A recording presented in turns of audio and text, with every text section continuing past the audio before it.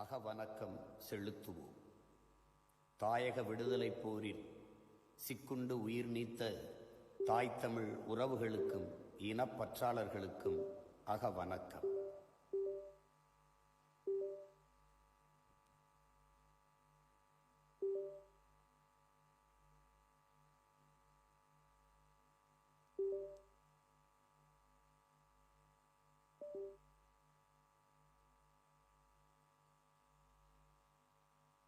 நிறைவு செய்வோம்.